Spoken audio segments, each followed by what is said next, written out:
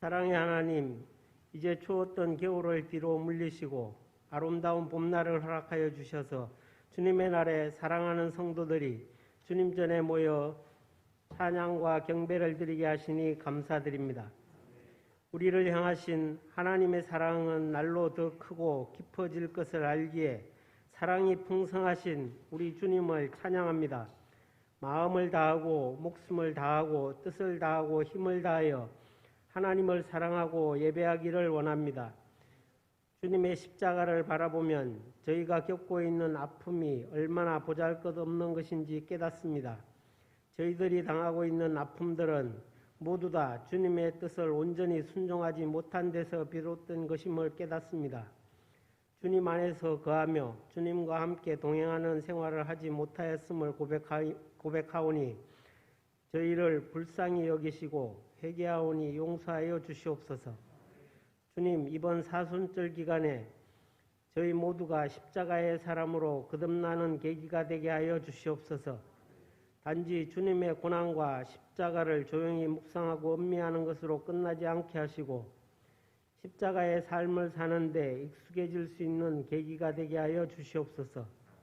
죽을 때까지 순종하셨던 주님의 순종하심이 저희의 삶에도 회복되기를 원합니다. 물과 피를 다 쏟으시기까지 희생하셨던 주님의 희생이 저희들에게도 나타나기를 원합니다. 진액을 지어짜내는 기도를 드리셨던 주님의 기도를 저희도 본받기를 원합니다. 제자들의 발을 씻기셨던 주님의 섬김이 저희에게 익숙해지기를 원합니다. 주님 앞에서 더 깨지고 더 많이 부서지고 더 많이 드려지는 저희의 모습이 되게 하여 주시옵소서.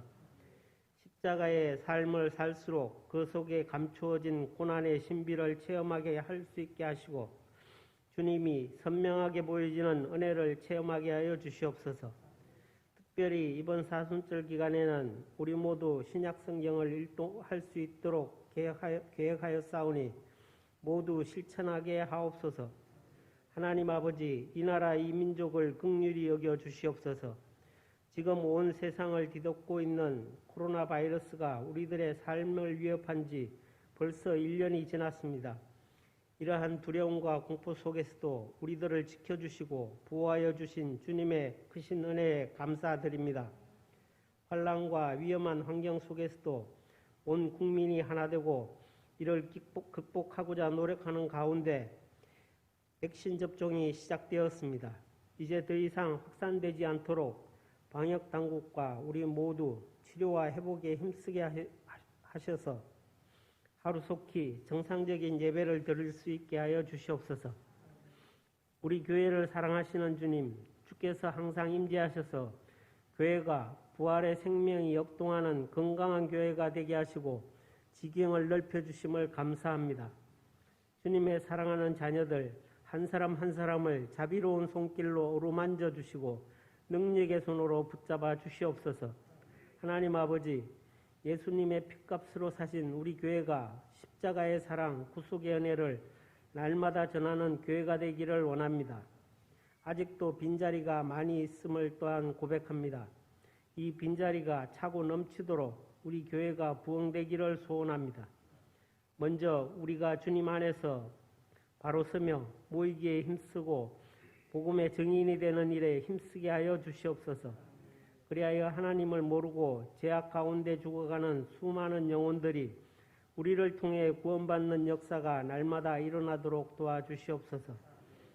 지역과 나라와 열방을 향한 섬김과 나눔, 선교의 비전을 이루어가는 교회가 되도록 우리 모두가 열정과 믿음의 능력을 덧입혀 주시옵소서. 고난 삶 속에서도 예배의 자리, 기도의 자리, 헌신의 자리에 빠지지 않고 시간과 물질을 들여서 충성을 다하는 성도들을 기억하여 주시고 기쁨으로 선한 일들을 감당할 때 하나님의 크신 위로와 감사한 일들이 넘치는 은혜와 복을 허락하여 주시옵소서. 범사에 감사하고 항상 기뻐하며 쉬지 말고 기도하며 가정에서, 일터에서, 직장에서, 사회에서 그리스도인으로서의 본이 되게 하여 주시고 오직 말씀 위에 굳게 서서 세상의 유혹에 흔들리거나 넘어지지 않게 붙잡아 주시옵소서. 마음으로 계획하는 모든 일들이 주님 안에서 모두 다 이루어지며 형통하는 복도 허락하여 주시옵소서. 오늘 거룩한 성찬식을 성령님께서 함께하여 주셔서 하나님의 영적인 양식을 모든 성도들에게 공급하여 축복과 은혜가 넘치는 귀한 성찬식이 되도록 축복하여 주시고 그리스도의 고난을 상기하게 하여 주시옵소서. 지금은 구역별로 대신방 중에 있습니다.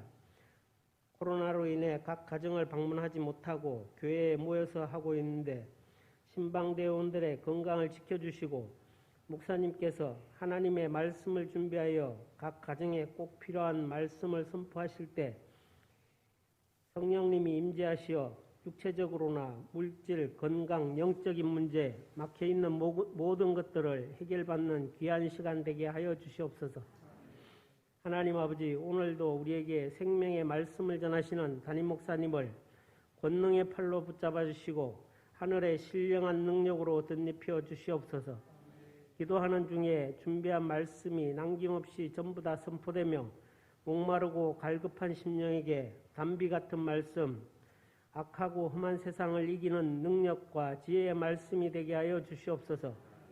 선포되는 말씀을 듣는 우리 모두에게 깨닫는 마음과 보는 눈과 듣는 귀를 허락하여 주셔서 하나님을 더 깊이 더 잘 알아가는 믿음의 자녀들이 다 되게 하여 주시옵소서.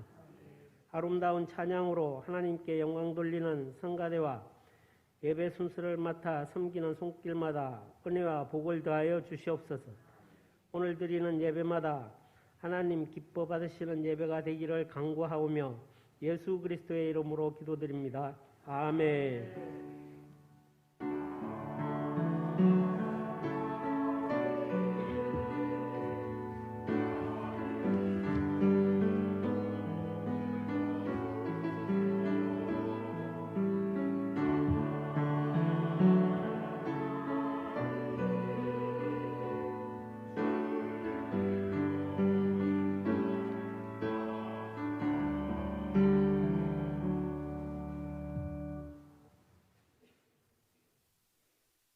오늘 주신 하나님의 말씀은 고린도전서 1장 18장부터 25절까지입니다.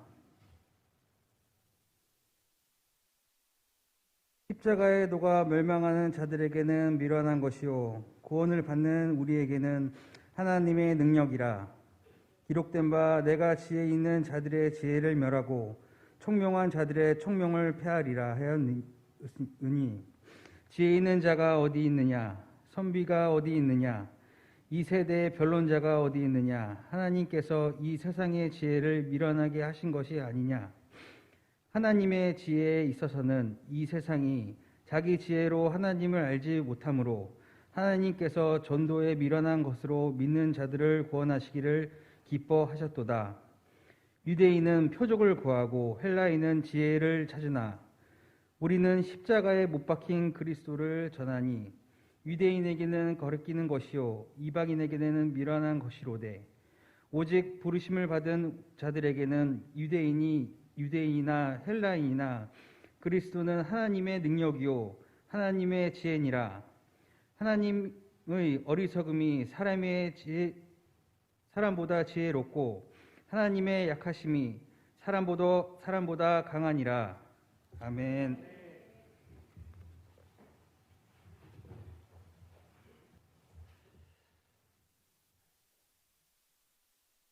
추운 겨울보다는 따뜻한 날이 좋죠. 이제 추운 겨울은 지나가고 따뜻한 날이 우리에게 다가왔습니다. 우리 신앙에 움츠렸던 부분들도 이제 벗어버리고 새로운 그러한 소망의 마음으로 덧입고 희망의 나라를 향하여 달려가는 모두가 다 되시기를 소망합니다. 3월의 첫 주일 또 하나님 전에 나와서 예배드리는 여러분들의 삶 속에 하나님의 약속하신 놀라운 복들이 이제 여러분들의 삶에 열매 맺혀지기를 소망합니다. 오늘 사순절 세 번째 주일을 맞이하면서 우리 교회가 어떤 교회가 되어야 되는가, 또 우리 신앙생활이 어때야 되는가, 고린도 교회를 통해서 한번 교훈을 얻고자 합니다. 또 우리의 마음에 다시 한번 재다짐하는 그런 시간으로 갖고자 합니다. 고린도 교회에는 많은 문제점들이 있었습니다. 그 문제의 원인은 자기 자랑이었습니다. 그래서 문제 있는 고린도 교회의 문제점을 이야기한 다음에 바울 사도는 십자가의 도를 이야기합니다.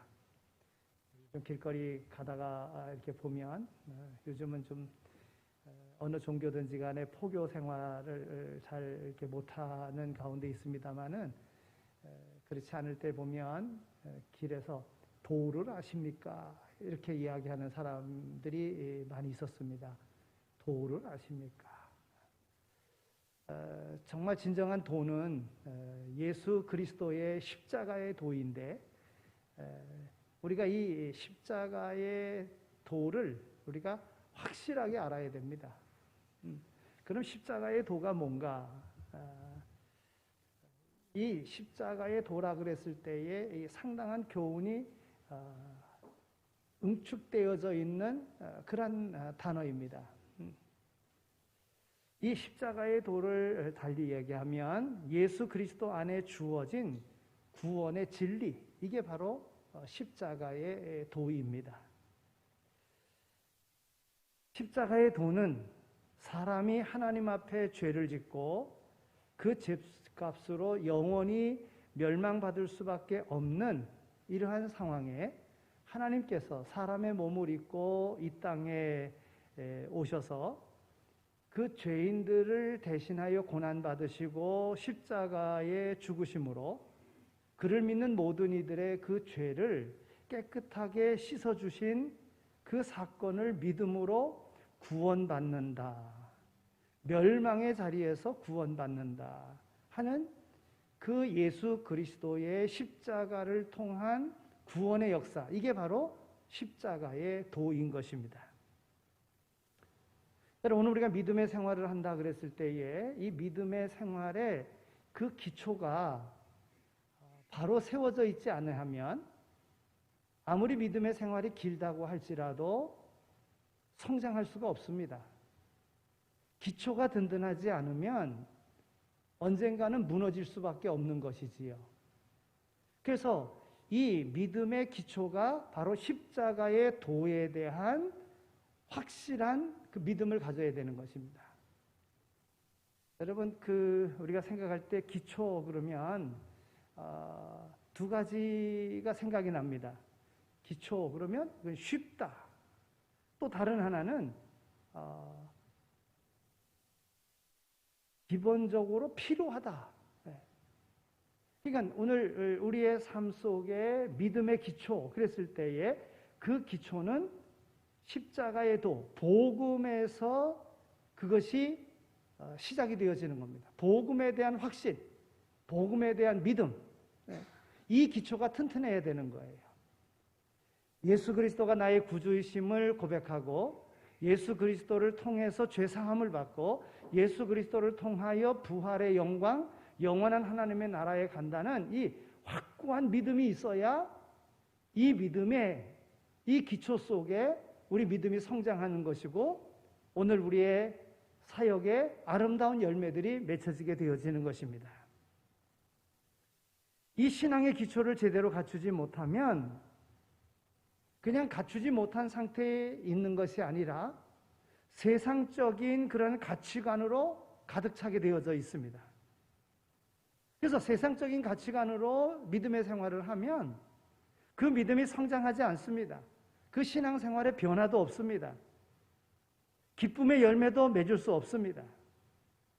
그래서 믿는 사람이 꼭 알아야 할 것은 바로 복음에 대한 분명한 정의를 가지고 살아야 되는 것입니다.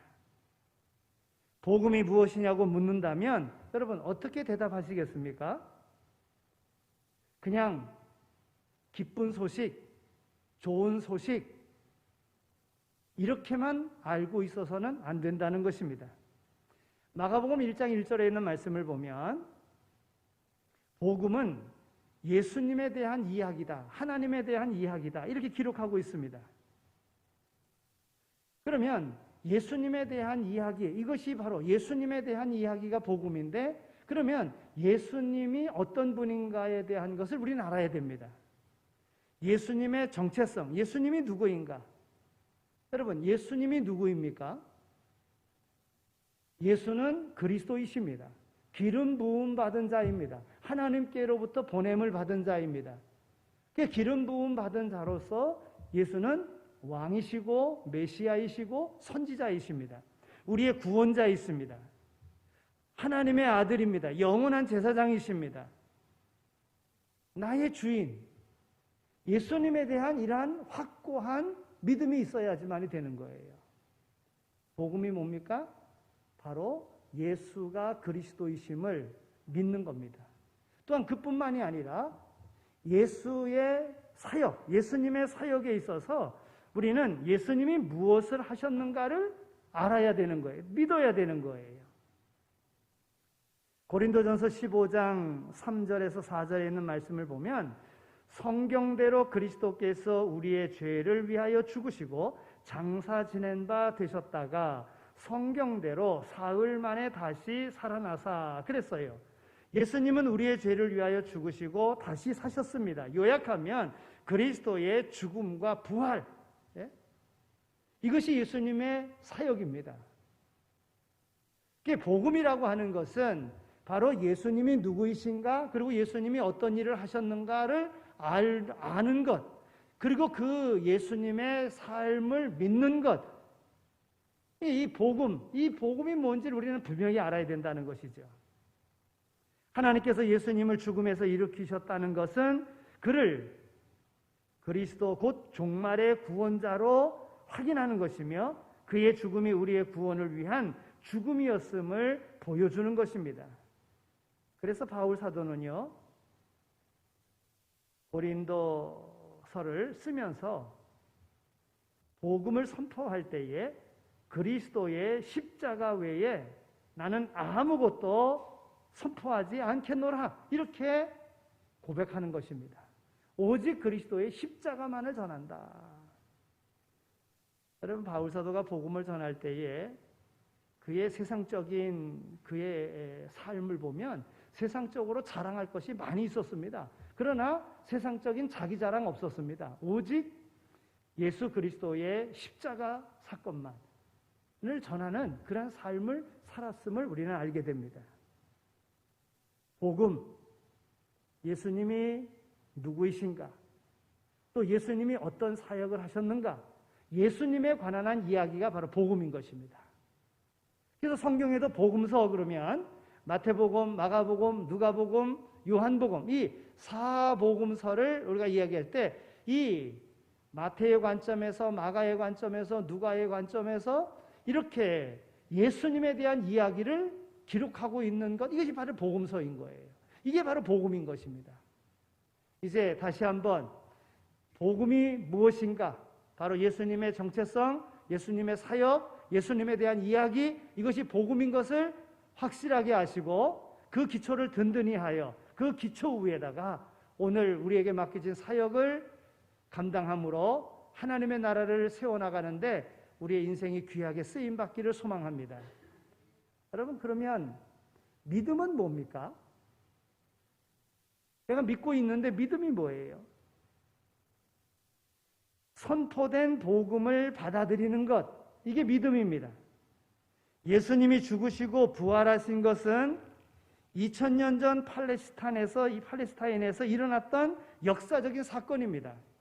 이것은 객관적인 사건입니다. 그런데 이 객관적인 사건을, 역사적인 사건을 주관적인 사건으로, 나와 연관된 사건으로 받아들이는 것, 이게 믿음입니다.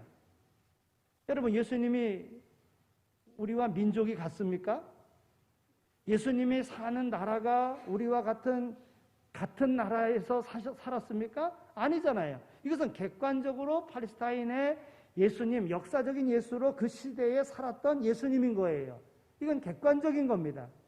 그러나 그 예수님이 내 인생과 결부되어져서 이제는 나의 주님으로 받아들이고 나의 구원으로 믿고 사는 것, 이게 바로 믿음이라고 하는 거예요. 예수님이 나를 위하여 죽으시고 다시 사신 것을 고백하는 것, 예수는 그리스도시요 하나님의 아들이시요 나의 주님이 되시는 것을 고백하는 것, 이게 바로 믿음이라고 하는 겁니다. 나의 구주로, 나의 주님으로. 여러분, 아무리 좋은 약이라고 할지라도 먹어야 약효가 생기는 것입니다. 구원의 효력은 믿음으로 고백하는 자에게 임하는 것입니다. 바로 이 믿음의 결과는 구원이라고 하는 것입니다.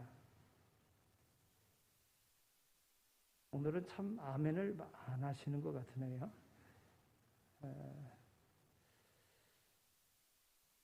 그 고린도후서 1장 20절에 있는 말씀을 보면 하나님의 약속은 얼마든지 그리스도 안에서 예가 되니 그런즉 그로 말미암아 우리가 아멘하여 하나님께 영광을 돌리느니라 그랬어요. 여러분, 하나님께 영광 돌린다는 것이 얼마나 귀중한 일입니까?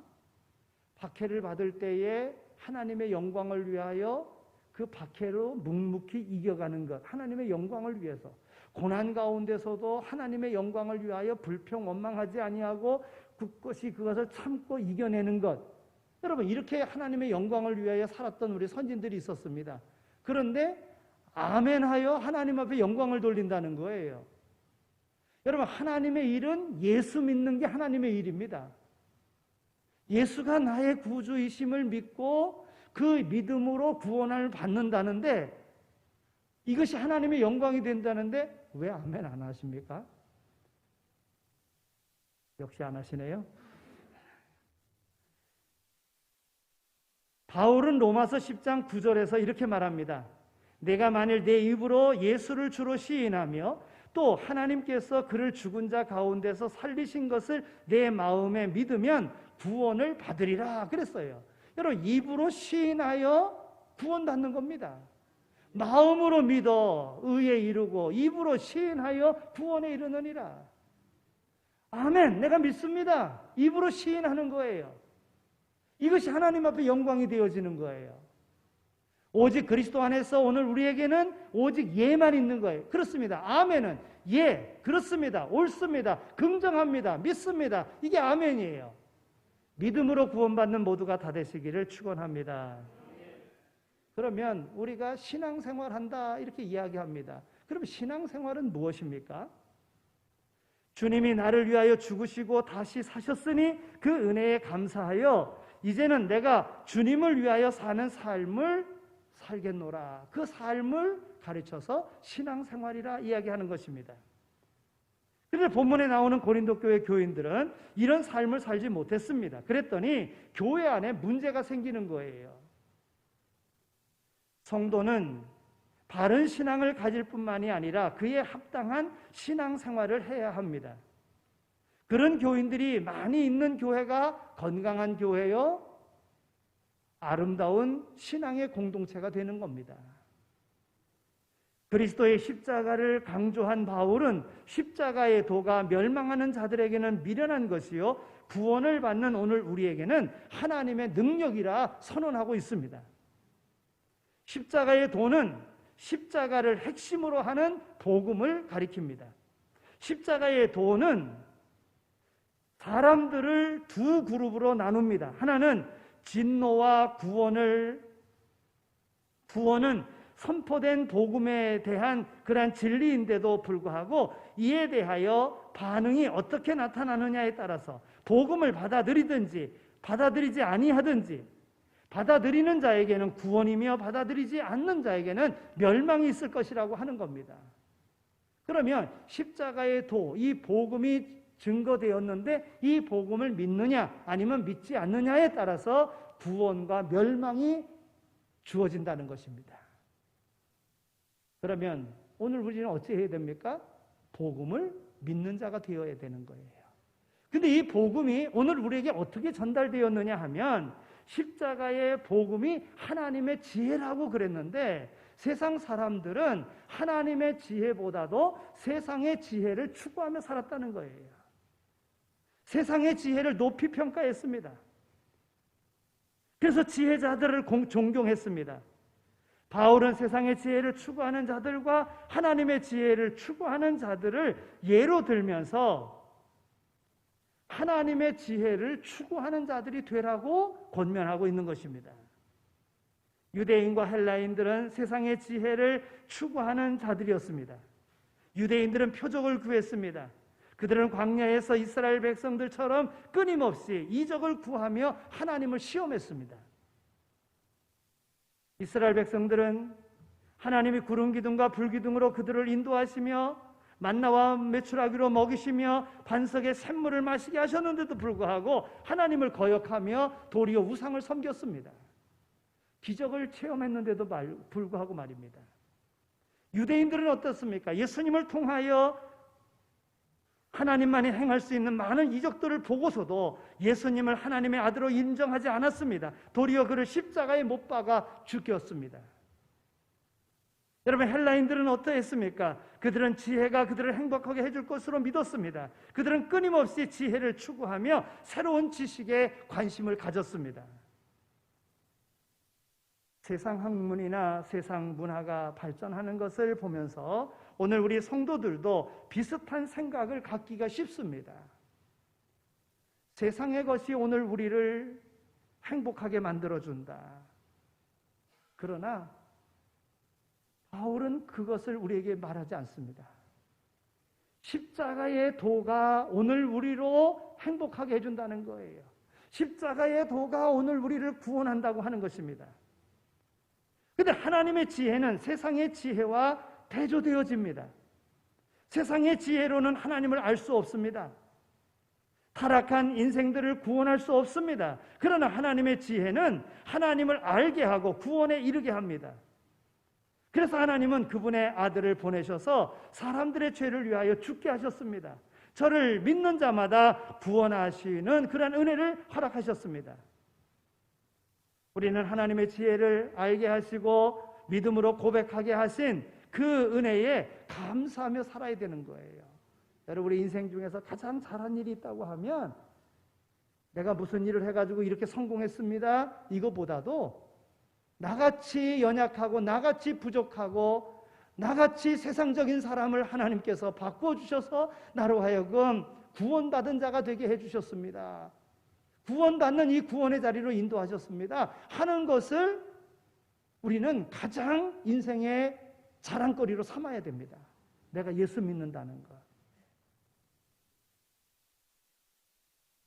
바로 하나님은요, 이와 같이 예수님을 통하여 오늘 우리를 구원하시고자 하시는 그 놀라운 계획 속에 예수님을 우리 가운데 보내주셨다는 것, 이게 하나님의 지혜입니다.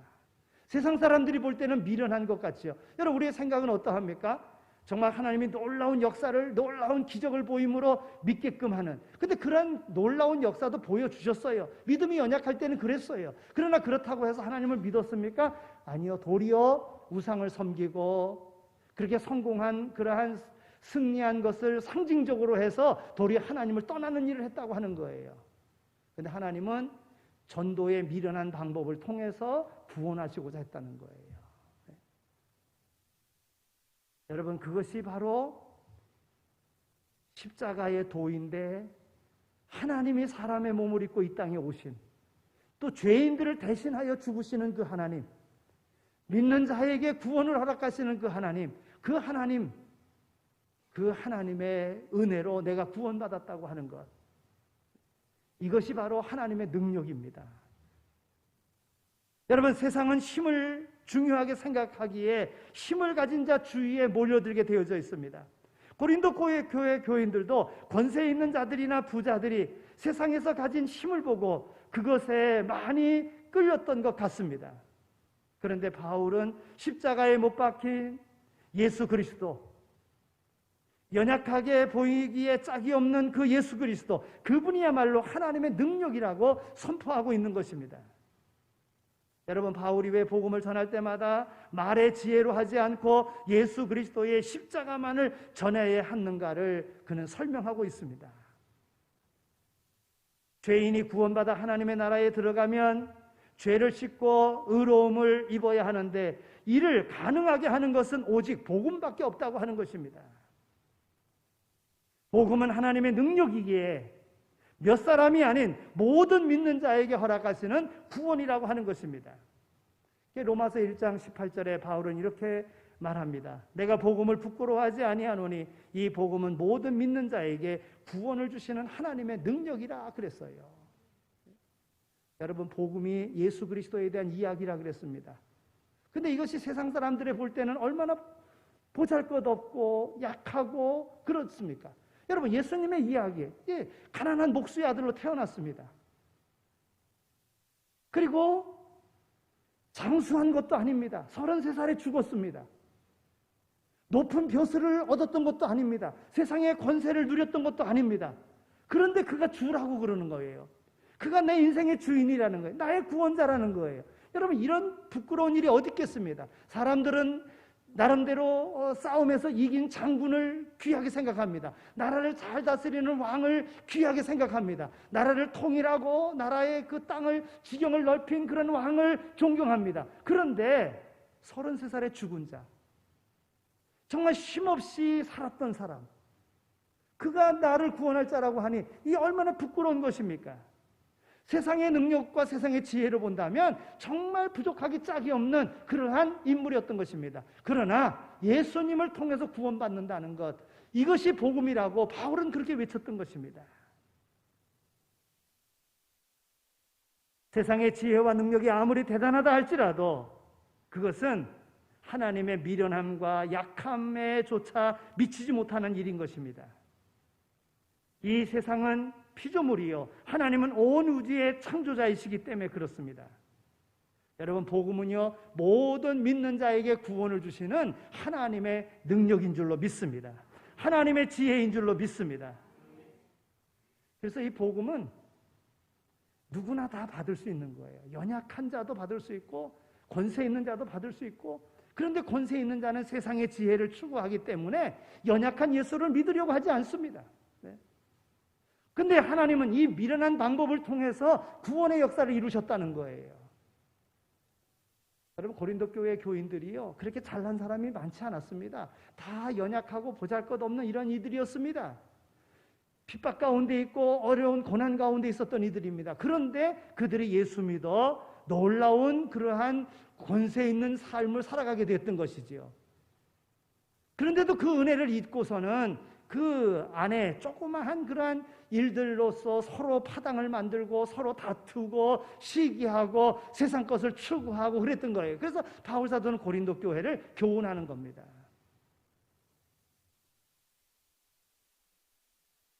오늘 하나님께서 우리를 불러주시고 우리를 통하여 일하기를 원하신다. 나같이 보잘것없는 자를 하나님께서 택해 주셨다. 나를 통하여 하나님은 일하시기를 원하시고 내게 복 주시기를 원하신다. 이런 믿음으로 나갈 수 있게 되어지기를 바랍니다. 십자가의 복음이 하나님의 능력과 지혜임을 믿는 성도들은 그러면 어떻게 살아야 됩니까? 우리의 신앙의 삶이 어떠해야 됩니까? 우리는 이 십자가의 복음을 전하며 살아야 됩니다.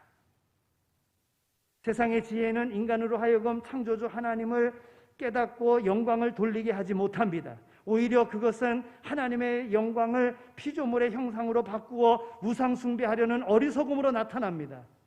그래서 하나님은 전도에 미련한 것, 즉 십자가의 복음을 전파하게 하심으로 하나님의 구원 계획을 알리시고 그 복음을 믿는 이들을 구원하시는 일을 행하신다고 하는 것입니다. 바울은 십자가에 못 박힌 그리스도를 선포합니다. 그러나 유대인들은 구약에 있는 말씀을 가지고 나무에 달린 자마다 저주받은 자라고 생각해서 나무에 달린 예수님을 구주로 믿으려고 하지 않았습니다. 그러나 하나님은 나무에 달린 예수 그리스도, 그 나무에 달리셔서 모든 보혈의 피 다 씻기시고 그 모든 흘리심으로 그 믿는 자들에게 구원을 허락하시는 하나님의 구원의 계획을 예수님의 십자가를 통해서 우리에게 보여주신 것입니다. 그런데 세상적인 자기 지혜로서 젊어서 요절한 예수가 무슨 구원자가 되느냐고 믿지 못했던 그러한 유대인들에게도 예수님의 십자가의 복음이 오늘 우리를 구원한다고 하는 미련하게 보이지만은 이것이 곧 하나님의 능력이라고 선포하고 있는 것입니다. 오늘 우리는 오직 예수님만, 하나님이 구원받을 다른 이름을 우리에게 주시지 않았다고 하는 믿음 속에 오직 예수님만 전하며 살아갈 수 있는 그런 삶의 주인공들이 다 되시기를 축원합니다. 우리는 어떻게 살아야 됩니까? 우리는 주님을 자랑하며 살아야 됩니다. 바울은 고린도 교회 교인들 사이에서 파벌의 분쟁을 가지고 오는 그 주요 원인이 인간을 자랑하는 교만에 있었음을 지적하고 있습니다. 바울은 고린도 교회 성도들에게 그들이 하나님을 그 부르심을 받았을 때에 그들의 출신 배경이 어떠했는지를 생각해 보라고 이야기합니다. 보잘것없는 자들이었었는데 하나님께서 그들을 존귀하게 해주셨거든요. 그런데 아직도 그 마음속에 남아있는 그 교만함이 자기를 자랑하는 것으로 나타났어요. 그것이 파당을 만드는 것으로 나타났어요. 여러분, 파당을 만드는 것은요, 하나님이 기뻐하시는 것 아닙니다. 자기를 인정받으려고 하고 자기를 자랑하는 것 하나님이 기뻐하시는 것 아닙니다. 도리어 우리는 예수 그리스도의 십자가의 도, 예수 그리스도의 복음의 증인된 예수님만을 자랑하는 삶으로 나가야 됩니다. 내가 인정받으려고 이건 세상적인 겁니다. 그러나 예수님이 인정받을 수 있도록 예수님을 자랑하는 것, 이것은 하나님이 기뻐하시는 구원의 역사라고 하는 것입니다. 하나님께서는 세상의 어리석은 것들과 약한 것들과 천한 것들과 멸시받는 것들과 없는 것들을 택하셔서 존귀한 하나님의 백성으로 삼으십니다. 그래서 지혜 있는 자들과 강한 자들을 부끄럽게 만드시는 하나님이시라고 하는 것입니다. 여러분, 이스라엘 백성들이요, 애굽이라고 하는 강대국에 끌려갔어요. 아니, 끌려간 게 아니라 그곳에 살다가 그곳에서 종노릇 했어요. 요셉을 알지 못하는 왕, 그건 다른 말로 이야기하면 하나님을 알지 못하는 왕이라는 거예요. 하나님을 알지 못하니 하나님의 백성을 알겠어요? 그래서 이스라엘 백성들을 괴롭힙니다. 그러나 10가지 재앙을 통해서 결국은 항복하게 만드시고 그 강한 나라를 하나님 멸하시잖아요. 하나님은요, 강한 것을 부끄럽게 만드시고요, 약한 이스라엘 백성들을 구원하시는 그런 하나님이신 거예요. 북쪽 이스라엘을 멸망시키고 아스루 왕은 남쪽 유다까지도 다 점령하려고 기고만장하여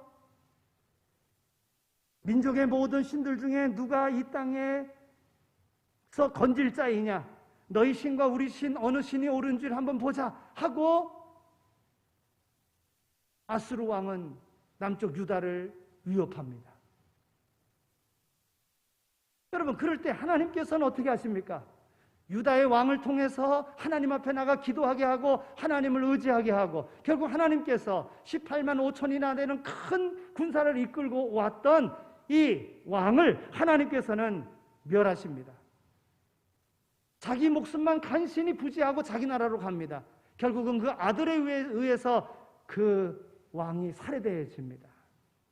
여러분, 아무리 강한 나라라고 할지라도, 아무리 권세가 있다고 할지라도 하나님의 뜻을 거스리는 자는 하나님은 멸망하신다고 하는 것입니다. 유다를 멸망시켰던 막강한 바벨론, 페르시아에게 망하고 말았습니다. 그리고 이스라엘 연약한 나라는 자신의 힘으로도 아닌 다른 나라에 의해서 결국은 하나님의 역사 속에서 다시 해방받는 그런 기쁨을 누리게 됩니다. 이처럼 하나님께서는 어리석은 사람이나 영향력 없는 사람들, 신분이 낮은 사람들, 세상에서 택하셔서 그들을 통하여 하나님의 자기 백성 삼으시고 세상 가운데 지혜와 능력 있는 그런 신분으로 바꿔주셔서 구원받는 자가 되게 하신다고 하는 겁니다. 여러분, 오늘 우리에게 있어서 오늘 우리의 약함을 자랑할 수 있게 되어지기를 소망합니다. 왜요? 하나님이 주셨거든요. 나의 약함도, 나의 부족함도 하나님이 허락하신 거거든요. 자랑이라고 하는 것은요, 은혜와 반비례합니다. 은혜가 크면 자기 자랑 없습니다. 그러나 자기 자랑이 크면 그의 삶에는 하나님의 은혜가 없는 것입니다. 바울은 인간적인 자랑거리들이 많이 있었습니다. 그럼에도 불구하고 내게는 그리스도의 도, 십자가 외에는 자랑할 것이 없다고 그는 선포했습니다. 고린도 교회 교인들이 예수를 믿는다고 하면서도 세상의 기준을 중요하게 여겼습니다. 아직도 예수 그리스도가 그들에게 진정한 주님이 되지 못했기 때문에 그런 것입니다. 바울은 그들을 가리켜서 육신에 속한 자라고 말하는 것입니다. 여러분, 믿는다고 그랬는데 내가 육신에 속한 자입니까? 영에 속한 자입니까? 내가 복음에 확고한 그런 기초 위에 세움받은 그런 삶을 살아가고 있습니까? 아니면 믿는다고 하면서도 세상의 기초 위에 살아가고 있습니까? 항상 복음의 기초 위에 세워진 바 된 그러한 믿음이 되어야 될 줄로 믿습니다. 그래야 흔들리지 않습니다. 바울은 자랑할 것이 있으면 주 안에서 자랑하라고 우리에게 권면합니다. 분명히 우리에겐 자랑할 것이 있죠. 자랑할 것은 하나님의 은혜를 우리에게 주셨거든요. 그래서 주 안에서 자랑하는 겁니다. 다 주님의 은혜지요. 그러면서 자랑하는 거예요. 내가 이렇게 했지요가 아니라 주님의 은혜지요. 이것이 있을 수 있어야 된다는 거예요. 교회는 세상 사람들이 어리석다고 여기는 십자가의 메시지로 구원받은 사람들이 모인 공동체입니다. 우리는 모두 다 알고 보면 부족하기 짝이 없는 자들이에요. 아무런 소망 없었던 자들이에요. 그런데 우리를 불러주셔서 영원한 소망과 영원한 하나님의 나라의 상급으로 약속하시고 우리를 이끌어가고 계시는 겁니다. 이 새봄에 다시 한번 믿음의 복음의 기초 위에 오늘 우리의 신앙의 삶을 아름답게 싹 틔워갈 수 있게 되어지기를 바랍니다. 하나님 붙잡아 주십니다. 이 어려운 상황이 이유가 아니고 탓할거리가 아니라 이 어려움 속에서 하나님은 우리로 이기게 하신다고 하는 이 믿음을 가지고 나갈 수 있게 되어지길 바랍니다. 하나님은 분명 오늘 우리의 삶을 통해서 영광 받으시고 오늘 우리의 삶에 승리의 깃발 날리도록 인도해 주실 줄로 믿습니다. 하나님 아버지 감사합니다. 저희들 사랑해 주셔서 이와 같이 하나님 전으로 불러주시고 하나님 앞에 예배드리게 하여 주시니 감사합니다. 오늘 우리로 부르신 하나님의 음성에 응답하게 하여 주시고 믿음의 삶으로 오늘 이 자리에 오게 하여 주신 것 정말 감사합니다. 그러나 다시 한번 오늘 우리의 복음의 기초가 정말 예수 그리스도의 도 아래 분명히 뿌리박고 있는지 다시 한번 생각하게 해주시고 기초를 든든히 하여 복음과 믿음 안에서 아름다운 신앙생활하며 살아갈 수 있는 우리 모두 다 되게 하여 주옵소서. 이제 구원받은 자로 하나님의 거룩한 백성으로 하나님의 나라를 이 땅에 세우는 귀한 사명자로 살아가기를 마음에 다짐하옵나니 우리를 붙잡아 인도하여 주시고 성령에 민감하게 하여 주시고 성령의 인도하심을 따라 항상 감사가 끊어지지 아니하는 승리의 삶을 살아가는 우리 모두 다 되게 하여 주옵소서. 감사합니다. 예수 그리스도의 이름으로 기도드립니다. 아멘. 이제는 우리 주 예수 그리스도의 은혜와 하나님 아버지의 극진하신 사랑하심과 성령님의 위로하시고 교통하심이 부름받아 하나님의 귀한 청지기로 귀한 사명자로 우리의 삶의 현장에서 맡겨진 귀한 일 잘 감당할 것을 하나님 앞에 영광 돌릴 것을 마음에 다짐하며 세상으로 나가는 이 자리에 참여한 모든 이들 가운데 이제로 영원히 함께 하시길 간절히 축원하옵나이다. 아멘.